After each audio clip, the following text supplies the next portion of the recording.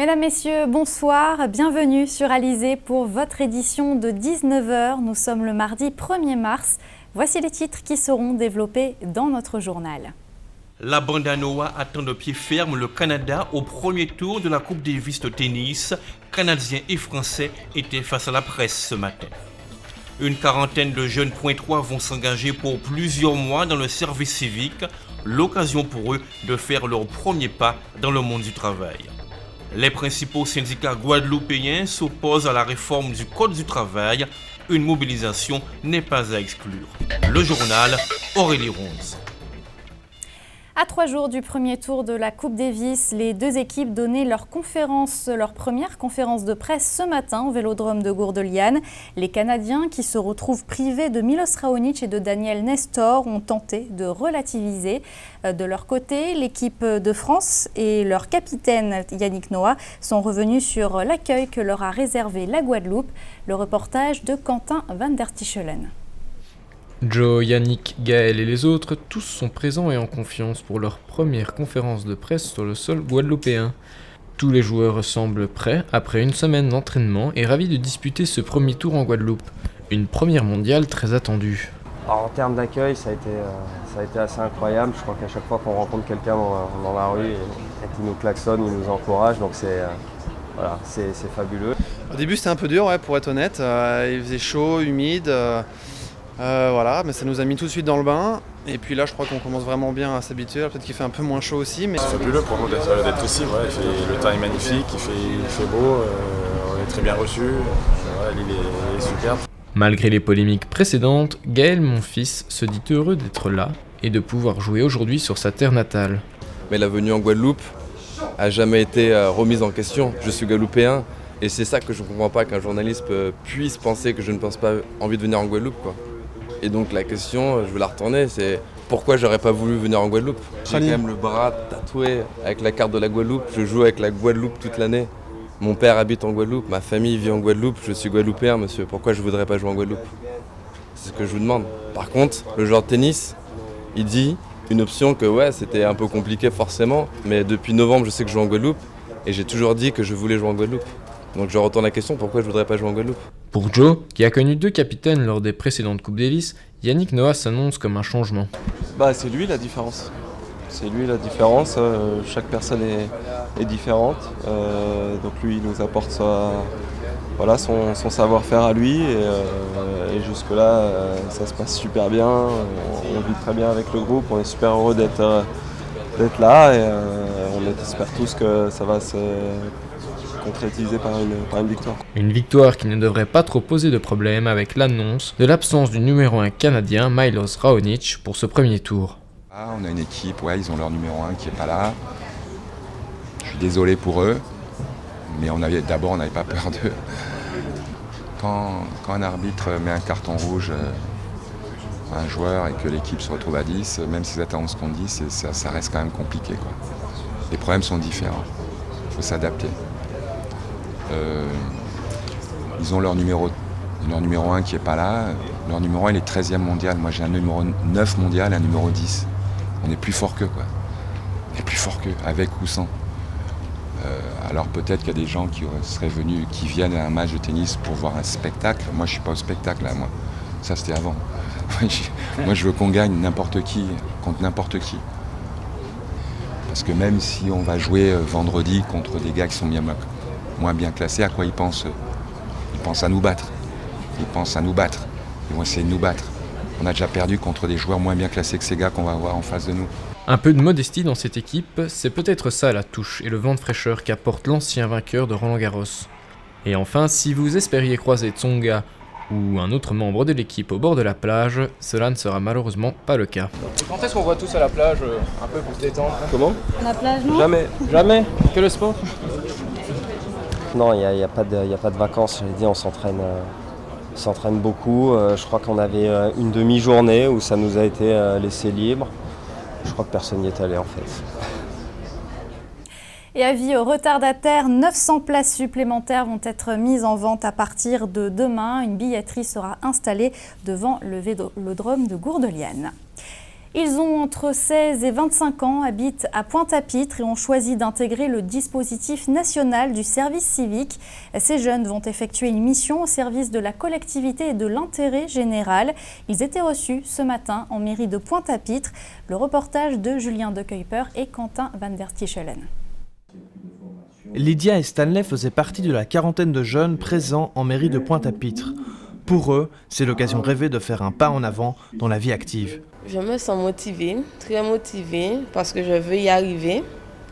Je veux aller de l'avant, pas rester, peut-être comme j'ai des enfants, rester sur les allocations. Je veux avoir un travail, un CDI et faire ma vie, quoi. Ça me permettra de connaître la vie du travail, de me lever tôt. Ça me permettra d'avoir un petit peu de sous. Déjà, c'est un bon début déjà pour moi. Parce que sortir de l'école et être sans emploi, sans rien, ça c'est un beau déblocage. Ce service civique rémunéré aux alentours de 600 € par mois est une opportunité d'insertion dans la société pour ces jeunes issus de milieux défavorisés. Ça leur permet de voir ce qu'est la vie réelle lorsqu'on veut se prendre en charge, lorsqu'on veut avoir accès à un métier, lorsqu'on veut se faire respecter.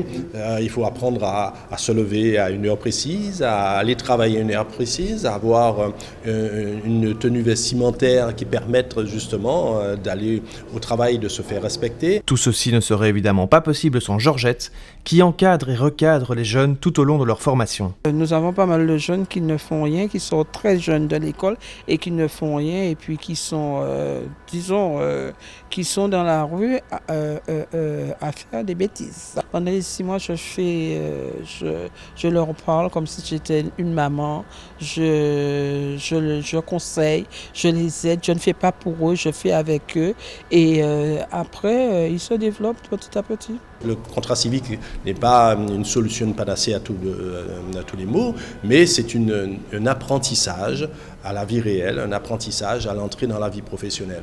Ce service n'est certes pas un diplôme miracle, mais bel et bien un tremplin efficace pour ces jeunes en quête d'un avenir meilleur. Et on va rester dans le domaine de l'emploi avec le projet de loi sur la réforme du Code du travail. Le Premier ministre Manuel Valls a annoncé hier que sa présentation sera repoussée de 2 semaines, soit le 24 mars. Un projet de réforme qui est de plus en plus contesté par les syndicats et une partie de la gauche. C'est le cas également en Guadeloupe. On fait le point avec Jacques Damprobe et Anne-Elisabeth Artsen. À l'instar de leurs homologues de l'Hexagone, les principaux syndicats guadeloupéens sont vent debout contre le projet de réforme du Code du travail. Entre l'assouplissement du temps de travail, l'allègement du licenciement économique et le plafonnement des dédommagements au prud'homme pour les licenciements abusifs, la coupe leur semble pleine. Non, c'est inacceptable. C'est pour ça que nous avons dit qu'il n'est pas question de chercher à discuter, d'amender le projet là, ça. Il faut supprimer le projet là, ça, purement et simplement. Parce que aujourd'hui là, il y a commandé, question là, commandé de choisir entre la peste, le choléra ou la variole. Non, nous ne faisons pas pognon. Donc aujourd'hui là, c'est pour ça, nous avons dit, nous avons M. Valls dit avant hier qu'il a représenté le projet là le 24, et d'ici le 24, il a fait pédagogie. Ça veut dire que nous ne pas comprendre. Nous très bien comprendre l'objectif à projet là, ça. C'est encore une fois en traduction à la volonté du MEDEF qu'il a transformé en loi. Gouvernement là, ça pas ni rien de socialiste, c'est un gouvernement totalement libéral qui a comme mission de casser le droit du travail, de casser les outils qui ont protégé les travailleurs. Plutôt que le 9, le projet sera finalement présenté le 24 de ce mois en Conseil des ministres.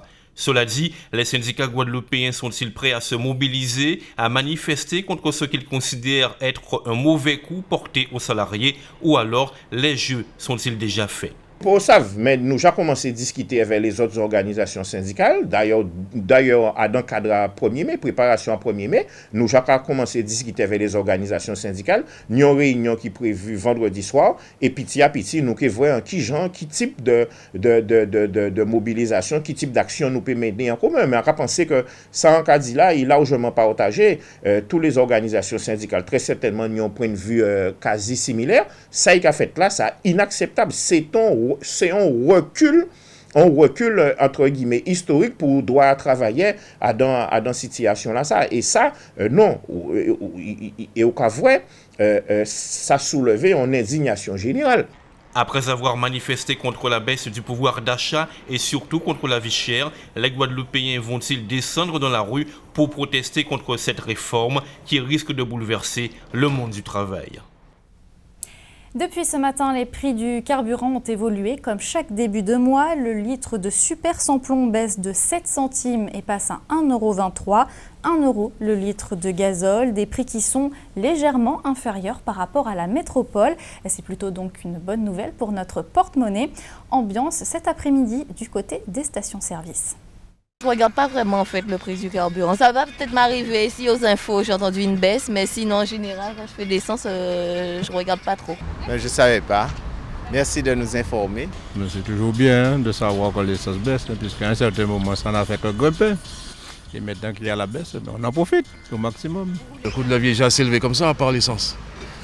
Si on peut avoir cette petite compensation, pourquoi pas? Je travaille beaucoup avec l'essence. J'espère que ça va me diminuer de mon portefeuille. C'est une très bonne chose. Comme ça, je pourrais rouler plus. Génial. Qu'est-ce qu'il faut de plus? C'est un grand cadeau, ça. Pourvu que ça dure, hein? Nous, en tant que consommateurs, on se retrouve. Vous aussi, je pense que vous avez aussi une voiture et que tout le monde aimerait que ça baisse. C'est moins cher ici en Guadeloupe qu'en métropole. C'est bien. C'est moins cher à la métropole. Bien, génial. Mais je ne pars plus en métropole, alors. Je reste ici. Oui, mais quand c'est un phénomène de yo-yo. Quand ça baisse par là, ça augmente par là. Ah bon? L'ennui, c'est que ça monte et ça descend. On ne sait jamais, alors demain ça sera peut-être à 2 €. On n'espère pas quand même. Allez, au chapitre de la santé, les chercheurs viennent de démontrer qu'il existait bien un lien entre le virus du Zika et le syndrome de Guillain-Barré. Une étude a été publiée aujourd'hui par la revue médicale The Lancet. On rappelle que le syndrome de Guillain-Barré provoque une défaillance respiratoire chez 20 à 30% des patients atteints. Cette complication est sévère mais rare. En moyenne, on ne relève que 2 cas pour 10 000 personnes. On en vient à l'actualité dans notre grande région de la Caraïbe. Il sera question ce soir de consommation d'électricité au Venezuela, de stars du baseball cubain qui sont introuvables, mais aussi d'une pétition lancée aujourd'hui à Sint Maarten pour protéger les requins. Voici la Minute Caraïbe. Le Venezuela, frappé par une crise électrique sans précédent depuis plusieurs semaines. Pour les autorités, le phénomène El Niño est le principal responsable de la sécheresse qui sévit dans le pays. Au Venezuela, une bonne partie de la fourniture électrique provient de l'énergie hydraulique. Tous les yeux sont désormais tournés vers la centrale hydroélectrique Simón Bolívar, où le niveau d'eau est passé à moins de 10 mètres du seuil critique. Le gouvernement a donc imposé des horaires spéciaux aux fonctionnaires. Jusqu'à nouvel ordre, ces derniers devront travailler de 7h30 à 13h. L'objectif est de réduire d'au moins 30% la consommation d'électricité dans l'administration publique. Pour certains experts, cette crise de l'électricité serait la conséquence de l'état vétuste des infrastructures énergétiques et du manque d'investissement en énergie thermique au Venezuela. Si le baseball est une partie de l'âme cubaine, Cuba vient d'en perdre un large morceau. La star du baseball national, Yulieski Gurriel, a fui lundi matin de l'hôtel qu'il hébergeait en République dominicaine après avoir bouclé sa 4e participation au championnat caribéen. Son frère, également membre de la sélection cubaine, s'est aussi fait la belle. Un coup terrible pour le baseball au pays des frères Castro. Le quotidien Granma, organe d'information officiel du Parti communiste cubain, a immédiatement accusé les frères Gurriel de se rendre aux marchands du baseball américain. À Cuba, beaucoup considèrent que les frères Gurriel sont allés rejoindre la Major League des États-Unis, où l'on estime qu'un joueur comme Yulieski Gurriel, nommé meilleur athlète de Cuba en 2015, pourrait signer un contrat d'environ 100 millions de dollars. La fuite des cerveaux est un fardeau croissant pour le sport le plus populaire de l'île castriste. En 2015, plus de 100 joueurs ont quitté Cuba et 70 en 2014. Et pour cause, à l'étranger, ces joueurs peuvent être millionnaires là où Cuba ne peut développer leur potentiel sportif, même dans la ligue la plus compétitive du monde. C'est ce 1er mars que le projet Sharks Save Our Niche a lancé sa pétition, un projet initié par l'Alliance néerlandaise des Caraïbes et qui appelle à une meilleure protection des requins dans les eaux territoriales des Antilles néerlandaises. À l'échelle mondiale, les requins sont menacés par la surpêche et la destruction de leur habitat. Les signataires de cette pétition afficheront leur soutien à la conservation des requins et inviteront les décideurs à protéger ces espèces trop souvent mal aimées et incomprises. La pétition appelle au renforcement des instruments juridiques, à la mise en œuvre de mesures de protection concrètes dans toutes les eaux et à l'interdiction permanente de la pêche des ailerons de requins dans les eaux des Antilles néerlandaises. La pétition rappelle le rôle fondamental de ces grands prédateurs pour maintenir la santé des récifs et des stocks de poissons. La présence de requins dans les eaux caribéennes est également un atout touristique et économique car ils attirent une grande quantité de plongeurs curieux d'approcher les squales. Vous souhaitez protéger les requins? Vous voulez signer la pétition? Rendez-vous sur le site Save Our Sharks. Retour en Guadeloupe avec cette opération lancée aujourd'hui par les producteurs de melons, une opération baptisée Melon de Pâques. Le principe, pendant un mois, toutes les communes de notre archipel vont bénéficier de melons gratuits. Ils seront ensuite redistribués, notamment dans les cantines scolaires. L'occasion pour nous de vous faire découvrir ou redécouvrir un pilier de l'histoire du melon en Guadeloupe, Joseph Bassien. Karine Gelman l'avait rencontré il y a quelques semaines, son reportage. Ok. Et par exemple, celui-là n'est pas encore bien mûr. Et ça, celui-là n'est pas encore bon, il va rester encore 3 ou 4 jours. En voilà encore une autre. En finir avec les désherbants, les pesticides et retrouver notre symbiose avec la nature, c'est un combat dans l'air du temps et c'est une lutte que mène depuis longtemps Joseph Bassien. C'est que le rendement est pas mal. Okay. Dès les années 40, je dirais vers les années 35-40. Donc ils travaillaient déjà, c'était comme ça qu'ils travaillaient, avec du fumier. Il n'y avait pas d'engrais. Et puis, il n'y avait pas de traitement non plus. Il y avait un équilibre tout naturel. Puis les usiniers, comme les appelle Joseph, sont arrivés et les techniques ont changé. La plupart des paysans ont dû se mettre à planter de la canne, mais la famille de Joseph a continué en privilégiant le jardin créole. Mes parents plantaient toujours le melon dans la canne, en association avec la canne.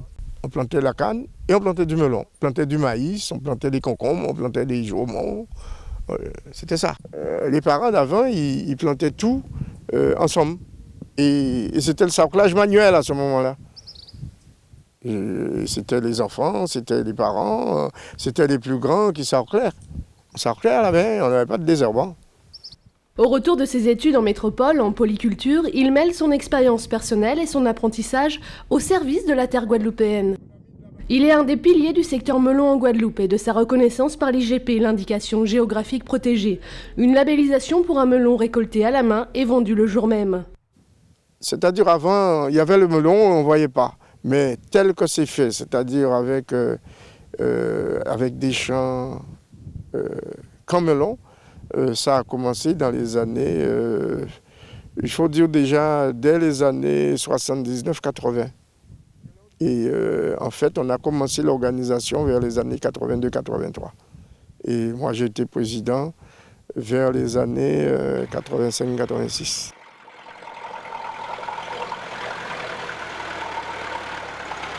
Depuis 30 ans, sur près de 500 hectares et avec une production de 6000 tonnes par an, le melon est devenu la 3e production de l'île, après la banane et la canne à sucre. Aujourd'hui, fort de son expérience, Joseph Bassien a contribué à développer le secteur et se bat pour mettre en place l'application de la rotation des terres, afin de fortifier la terre et éviter l'utilisation des désherbants. On a commencé à préparer ça octobre-novembre. Et là, c'est les dernières préparations. Là. On va retirer les pierres et puis on va passer notre appareil qui va le rendre encore plus meuble. Et après, on passera les plastiques. Un système compliqué à mettre en place lorsqu'on loue la terre. En effet, la rentabilité du melon est moindre que celle des autres cultures. Et il existe peu de propriétaires cultivant directement le melon. Donc nous n'avons pas foncier je dirais, assuré. Nous n'avons pas un foncier assuré, c'est le plus gros problème. Nous ne pouvons pas faire la rotation culturelle comme nous voulons. Et donc nous sommes obligés de faire comme on peut. D'où ce que je vous ai dit, arriver à une catastrophe, planter 4-5 ans de melon et puis après Si vous n'arrivez pas à planter quelque chose, eh bien, vous laissez et puis bon, vous perdez la terre aussi. Joseph Bastien, un homme de combat mais également porteur de projets modernes et lié aux pratiques traditionnelles pour vivifier la Guadeloupe. Son prochain cheval de bataille, la méthanisation, en récupérant les déchets organiques pour les transformer en compost. Un compost naturel pour une agriculture plus saine. On va reparler de sport et de tennis. Les enfants âgés de 10 ans jouent en ce moment leur propre Coupe Davis. Depuis dimanche, la Ligue de tennis de Guadeloupe organise la première édition de la Karukira Kids Cup, une rencontre internationale U10 entre le Canada, la France et la Guadeloupe. Anne-Elisabeth Artsen a assisté ce matin à quelques matchs et en a profité pour leur demander un pronostic. En marge de la Coupe Davis, les tennismen en herbe guadeloupéens ont eux aussi leur compétition internationale. Depuis le 28 février, ils se confrontent aux Canadiens et aux Français. L'occasion idéale pour ces équipes d'évaluer leur niveau. Je vois leur niveau, leurs points faibles, leurs points forts. Ça me permet que si je les affronte, comment je dois les affronter. Les Guadeloupéens sont bons, mais c'est très difficile de gagner ce match. Mais je pense moi et Ronick a joué très bien. Je pense que c'est une belle expérience à faire, avec voir les Canadiennes jouer, les Guadeloupéennes. Nos U10, qui vont suivre avec attention la Coupe Davis à partir de ce week-end, ont déjà leur petite idée sur l'issue de ce premier tour. Je trouve que c'est bien. On va gagner, on essaiera de gagner. Je pense que le Canada va être très triste parce que Ronick est le meilleur. Mais il y a une chance que le Canada peut gagner France. Je pense qu'elles peuvent gagner et aller la France. La Guadeloupe du tennis est donc à l'heure de la Coupe Davis. Nos jeunes compétiteurs montent au filet pour représenter dignement leur ligue. La finale aura lieu ce 2 mars à la Ligue de tennis du Gosier. Et notez également que près de 2000 enfants sont attendus demain après-midi au Vélodrome de Gourdeliane. Le temps qu'il fera demain matin en Guadeloupe, on aura le droit à une alternance d'éclaircies et de passages nuageux. Quelques gouttes de pluie ne sont pas à exclure. Les températures afficheront dans la matinée entre 25 et 27 degrés. C'était le journal de la rédaction. Merci de votre fidélité. Dans quelques instants, votre rendez-vous sportif quotidien Minute Sport suivi du journal de TF1 et des pronostics hippiques de Prévert Mayingo. Votre soirée sur Alizé, un épisode de Joséphine Ange Gardien. À l'actualité locale et régionale, elle revient demain dès 12h30. Je vous souhaite une excellente soirée sur Alizé.